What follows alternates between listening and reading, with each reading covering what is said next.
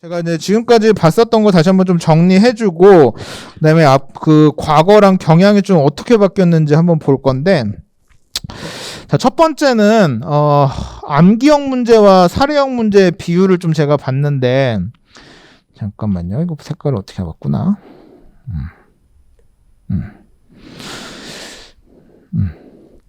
자, 이거 봤는데, 제가 이제 과거에 18년, 19년 이때는 암기형 문제 비율이 되게 낮았어요. 그러니까 2018년이면 되게 오래된 것 같은데 뭐 제 기준에서 그냥 불과 몇 년 전인데 그때는 기출 문제가 다 이 암기형 문제 비중은 되게 낮고 다 사례 판단형 문제였어요. 아까 문제를 보면 아까 뭐 법령 몇 조를 쓰시고 이런 문제는 상상도 못했었고 다 예시를 문제를 준 다음에 판단하시오. 근데 판단하는데 판단 근거는 다 이제 출제자의 의도를 보고 내가 지금까지 공부했었던 걸 좀 머릿속에서 잘 짬뽕을 해가지고 이해를 해가지고 이 문제에 맞는 좀 논리적인 답안을 쓰는 거를 요구하는 문제가 18년, 19년도에 이렇게 나왔었거든요. 계속 이런 문제도 유형이 나왔었는데 2020년도에 약간 느낌이 이상했어요. 요때 이제 뭐 출제 문제 이런 거 있으면서 문제 경향이 싹 바뀌면서 비율이 조금 높아졌어요. 한 35% 정도까지. 그래서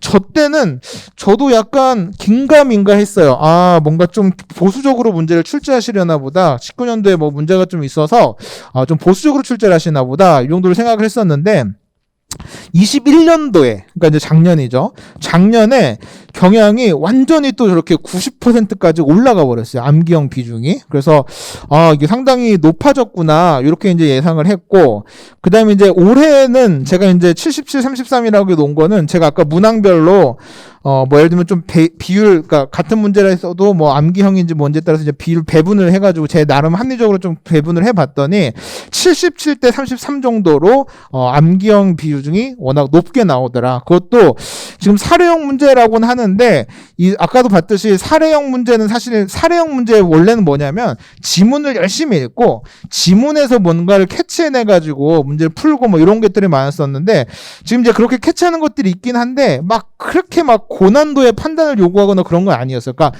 법령에 있는 거를 그냥 사례화 시켜놓고 반대로 수험생 입장에서는 이 사례화된 걸 가지고 법령에다 연결시킬 수 있냐. 요걸 이제 물어보는 문제들이거든요. 그러니까 그 얘기는 결국은 내가 뭔가 암기가 완벽하게 잘 되어 있으면 지금 정도의 사례형 문제들은 충분히 풀 수 있는. 그러니까 예를 들면 출제한 사람도 애초에 법령이나 협정에 있는 특정한 아이디어나 케이스들을 가지고 이제 출제를 하기 때문에 우리가 그것만 잘 알고 있으면 당연히 이거를 법령을 사례화 시켰으니까 우린 반대로 시험장 가서 사례를 법령화 시켜서 쓰는데 큰 문제가 없을 거다. 이렇게 좀 판단을 했거든요. 그래서 이 경향이 이때만 해도 막 굉장히 요 비중이 굉장히 높았었는데 이제 요 비중이 앞으로 높아지고 있고 저는 이 비율이 이 정도 유지되거나 아니면 조금 더 높아지거나 만약에 설령 낮아진다고 하더라도 오히려 갑자기 18, 19년도처럼 확 바뀌진 않을 것 같거든요. 그래서 제가 여러분들이랑 대비해야 되는 거는 요 정도 경향에서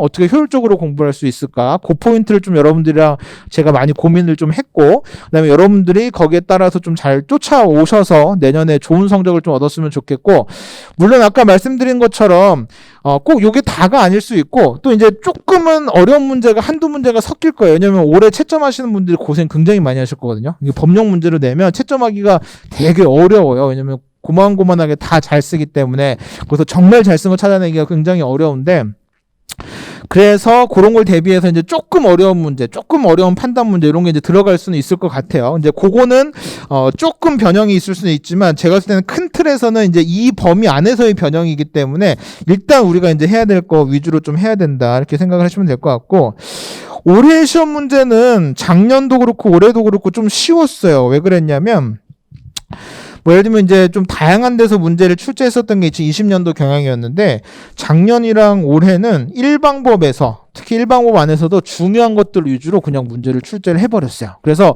예를 들면 아까 봤듯이 특수관계 생산지원비 제가 맨날 중요하다고 했었던 것들 있죠. 그냥 저는 시험이 다가오면 제가 중요했다고 강조드리지 않았던 것들 나올 가능성이 굉장히 높으니까 구석구석 봐야 됩니다. 이제 이렇게 말씀드렸는데 올해 같은 경우는 그냥 중요하다고 기본반에서 중요하다고 했던 게 그냥 실제 시험에까지 그냥 다 나와버렸어요. 그러면 이 경향대로 가면 내년 문제도 사실 되게 뻔해요. 뭐 예를 들면 권리 사용료 하나 나올 것 같고요. 뭐 그냥 이렇습니다. 그냥 예를 들면 그래서 우리가 이제 어떻게 보면 예상되는 문제들, 그러니까 배점에 맞는 그런 문제들이 있기 때문에 그걸 잘 공부하면 내년에 막 크게 점수 많이 안 잃고 뭐 완전 고득점까지는 아니더라도 크게 점수 안 잃고 무난한 합격점 정도 나올 정도는 충분히 될 것 같아요. 그래서 그런 관점들, 다시 말해서 중요하다고 생각했었던 것들 많이 출제를 많이 좀 봐야 된다 이렇게 봤고.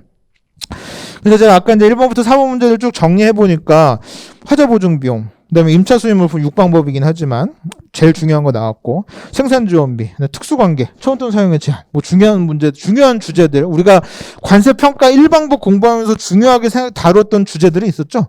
그런 게 그냥 그대로 나왔습니다. 특히 막 그렇게 뭔가 꽈서 뭔가 심화반에서만 배울 법한 그런 사례 나온 게 아니라 그냥 법령에 있는 거 충실하게 공부했는지 그거 물어보는 문제들이 많이 나왔어요. 그래서 우리도 일단 기본반 때 공부했었던 거를 뺄 건 하나도 없는 것 같고, 그거를 시험 경향에 맞게 우리가 어떻게 조금 더 다듬고 공부하고 그다음에 채울 거 있으면 채워 넣을까, 그런 관점에서 좀 공부하시면 좋을 것 같습니다.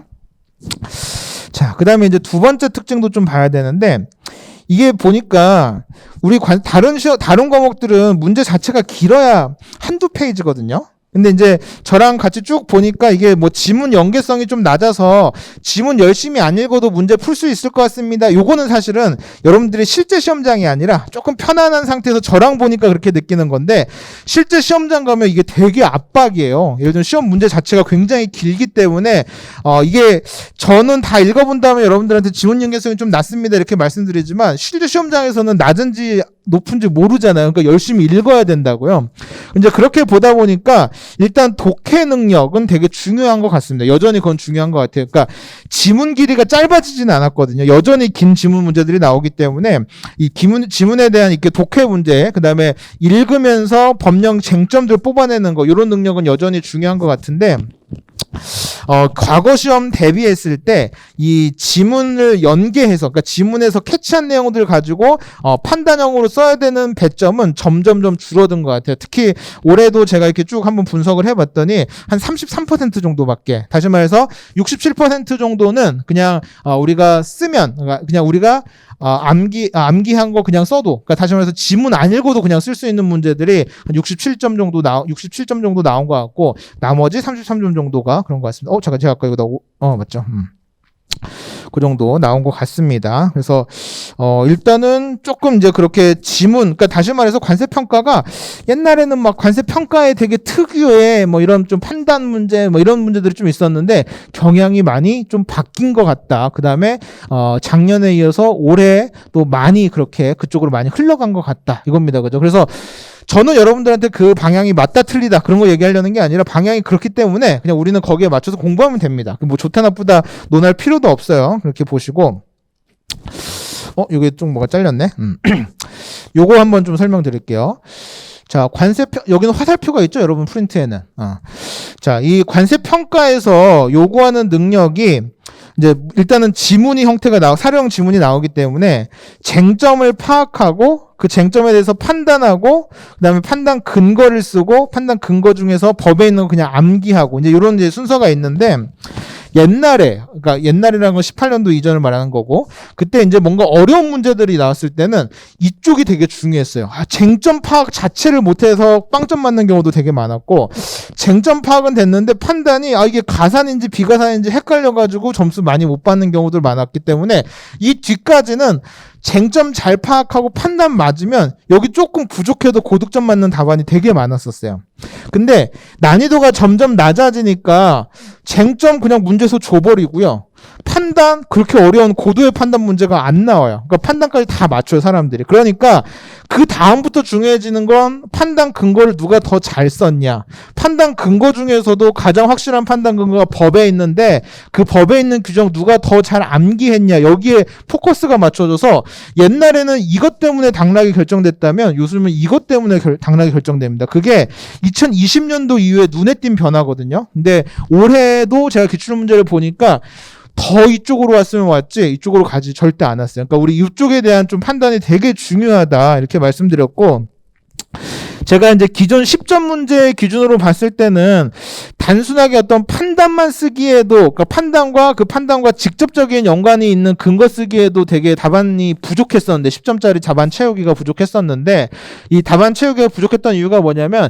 지문은 기니까 우리가 10점짜리라고 하더라도 다른 과목보다 답안지 쓸 수 있는 양이 훨씬 적었거든요. 그럼 거기에다가 법령에 있었던 판단 근거도 쓰고, 그다음에 뭐 판단도 쓰고 이러려니까 뭔가 문제가 이상하고 밸런스가 안 맞는 답안이 되게 많았었는데, 이게 기준 배점이 20점, 30점으로 늘어나면서 제가 아까 말씀드린 것처럼 상대적으로 이 법령, 암기한 거 쓸 수 있는 기회가 굉장히 많이 늘어났어요. 이 배점 변경에 따라서. 그래서 여러분들 시험 때도 당연히 10점짜리 문제가 없어졌고 20, 30점 문제가 나오잖아요. 그죠? 그러니까 여러분들도 이 법령, 암기한 거 쓸 수 있는 기회가 훨씬 더 많아졌다. 작년에 10점짜리 배점에 비해서. 그래서 옛날에는 암기한 거 뭐 어디다 써 했었는데 이제 쓸 일이 굉장히 많아졌다는 겁니다. 그래서 그것 좀 보시고. 그래서 결과적으로는 제가 봤을 때 아주 더 우리가 공부에 좀 매진을 해야 되는 건 법령, 그다음에 협정, 여기에 조금 더 포커스를 해야 되고, 거기에다가 제가 실제 사례들, 또 뭔가 우리가 시험 경향이라고 봤을 때 유의미한 사례들은 제가 이 심화반 교재 통해서 제가 많이 설명을 드릴 거거든요. 그러니까 그거는 좀 옛날에는 그게 좀 주였고, 이제 법령 같은 거 좀 살붙이는 거였다면 지금 좀 바뀌어서 생각하셔야 돼요. 법령이 다 뼈대고, 그다음에 거기에다가 사례들 조금 더 살붙여가지고 완성시킨다. 이런 관점으로 우리 관세 평가 앞으로도 좀 공부하시면 좋겠습니다.